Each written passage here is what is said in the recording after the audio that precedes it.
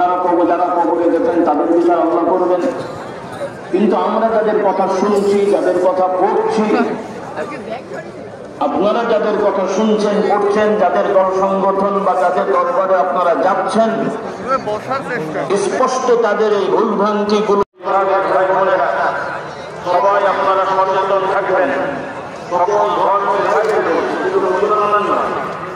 সকল দায়িত্বশীলদের অনুরোধ আপনারা যদি আপনাদের নিয়মে যথাযথভাবে প্রয়োগ না করেন তাহলে মানুষ রেগে যাবে।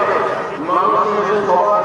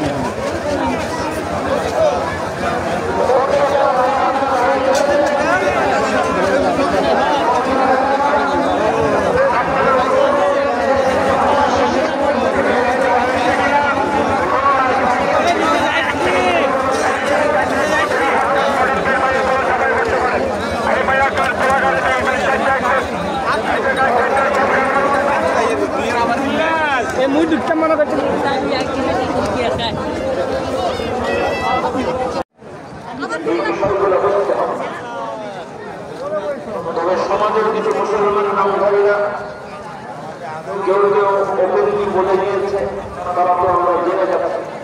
তারপরও আবার কিছু মুসলমান এতে তারা বিভ্রান্ত হচ্ছে। সেটা আমি আগেও বলেছি, আবারও মনে করিয়েছি যে তারা মুসলমান নাম নিলেও তারা মুসলমান নয়। যারা আহমদিয়া মুসলিম জামাত দল করে এবং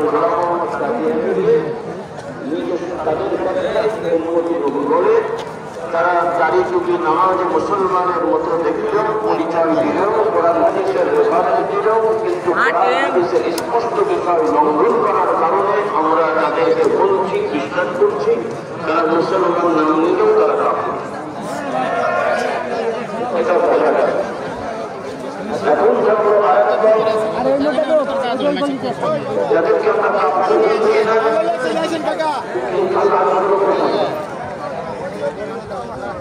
তারা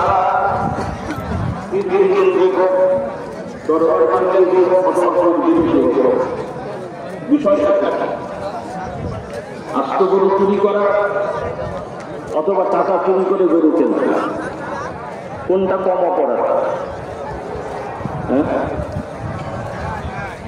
তবে প্রথমটাই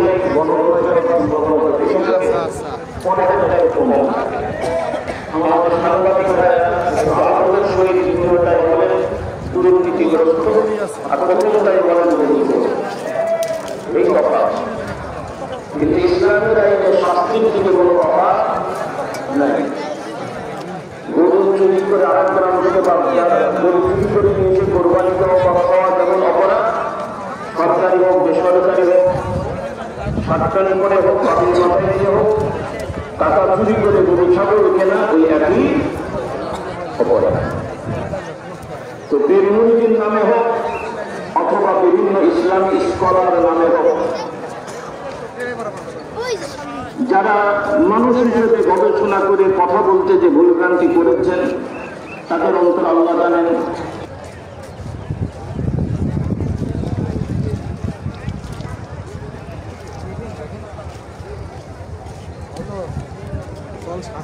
আগে আগিয়ে যাও।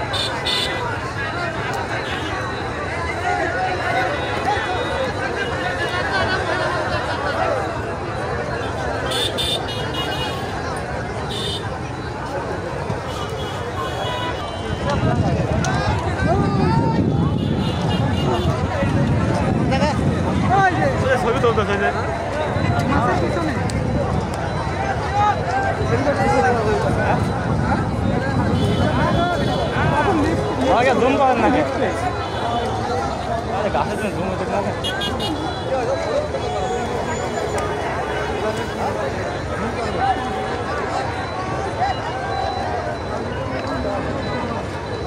ওই শোনো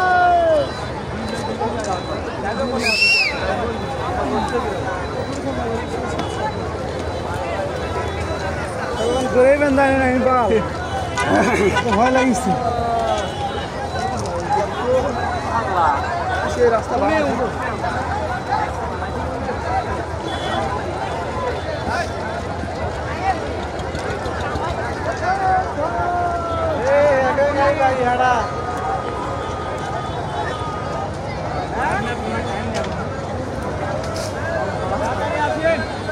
ঠিক আছে